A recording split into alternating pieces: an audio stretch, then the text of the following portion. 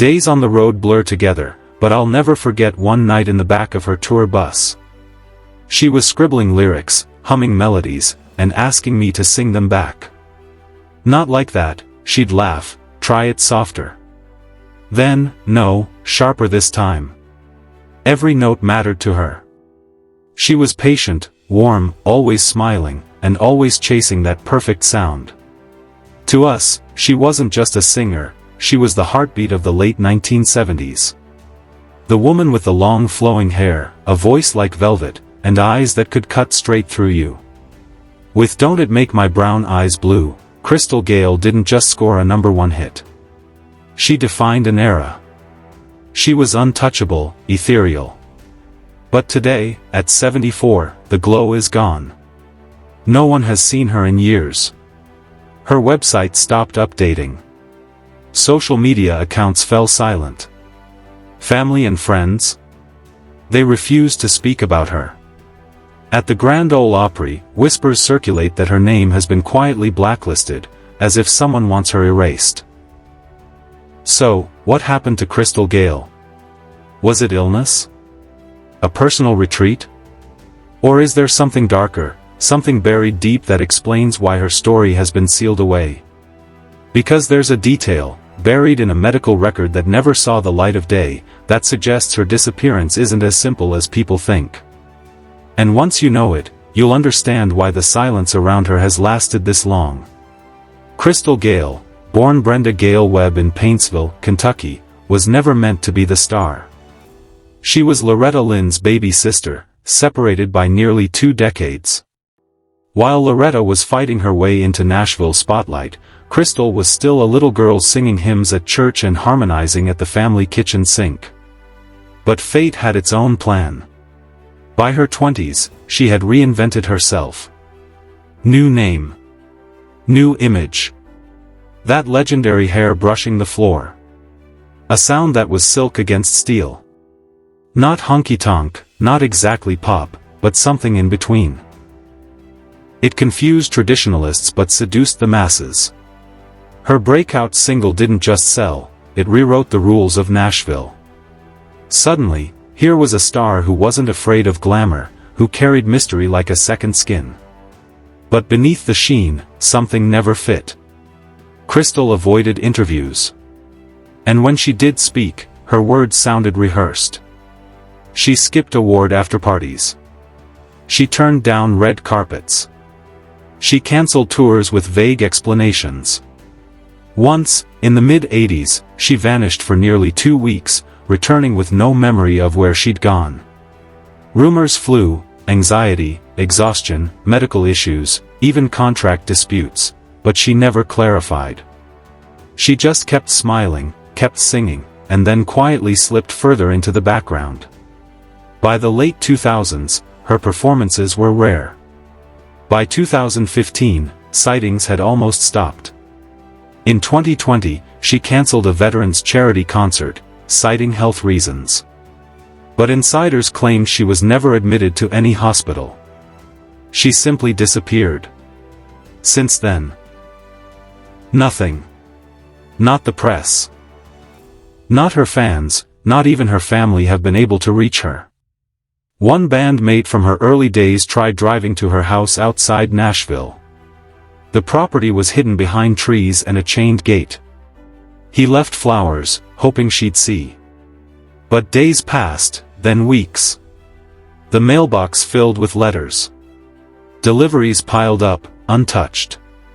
Neighbors swore they saw faint light in the windows, maybe even a figure pulling back the curtains, but no one could say for sure it was her. By early 2021, friends admitted they were completely shut out. Even relatives whispered that she wasn't answering anyone. Theories began to swirl. Some whispered about dementia. Others suggested a conservatorship.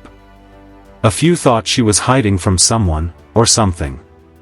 But then came a chilling rumor. In 2018, she checked into a private facility in Arizona. Not for rehab, not for rest, something else. A nurse who worked there briefly recalled a woman who looked exactly like Crystal. She wouldn't speak above a whisper, but in the middle of the night, she sang lullabies, sad, haunting, childlike. She wasn't listed on the patient log. When the nurse asked why, a supervisor answered coldly, "Some guests pay for privacy." After a week, that woman was gone. No ride. No driver. Just gone. Not long after, Crystal cancelled her final scheduled show. Locks were changed at her estate, visitors were turned away. And slowly, the house that once displayed her gold records, magazine covers, and awards began to change. A deliveryman later reported that the groceries he had brought for years were suddenly prepaid by a faceless third party. A sign appeared at the gate, "No questions, no photos." He thought he heard faint singing inside once, but when he pressed his ear closer, it stopped. By 2022, stories surfaced of a memoir she had been working on, a personal, raw account of her life. A stylist claimed Crystal once clutched a manila envelope to her chest, whispering, "If something happens, tell Loretta it's in the piano." But Loretta died before that message ever reached her. The piano, gone. When a documentary crew requested an interview in 2023, they didn't get a polite decline. They received a typed legal response, "M. Gayle is not available and will remain so indefinitely." It sounded less like privacy, more like a command. Her music, too, began slipping away. Certain albums disappeared from streaming platforms. DJs were told her songs were pulled for relicensing. But nobody remembered ever pulling them before. On Wikipedia, strange edits kept appearing, wrong birthplaces, blurry photos replacing clear ones, details deleted and redeleted. Like someone was dismantling her legacy piece by piece. Then, in a small Kentucky museum, a manila envelope appeared in the mail. No sender, no note, inside, a typed page. No signature, but unmistakably her voice. Archivists swore it was hers. She wrote about being watched, about handlers who shadowed her. About her phone being cloned. In 2024, a strange call came to a late-night Nashville radio station. A trembling woman's voice asked for a Crystal Gayle song. When the DJ asked which one, she said, "Anything. I just want to remember who I was." Then the line went dead. He later admitted the voice haunted him. Familiar, fragile, maybe even her. Not long after, a photograph surfaced. Taken by chance, from across the street, capturing an abandoned building. In the reflection of a window, barely visible, a thin woman with long silver hair in what looked like an old stage gown. The timestamp, March 9th, her birthday. Then came the story of the hidden basement. A groundskeeper from her estate spoke anonymously on a podcast, describing a sealed-off staircase behind a freezer. Down there, he claimed, was a locked door leaking cold air. And faintly, from inside, singing. Not a recording, a live voice. Sad, broken, like someone trying to remember an old melody. He swore it was her. Days after the podcast aired, the episode was pulled for legal reasons. The man's online account vanished. Finally, a collector in Nashville revealed a forgotten demo tape. Clearly her voice, but fragile, unpolished. Lyrics about shadows, locked doors, erased names. One chilling line, "They took my picture, but left out my face."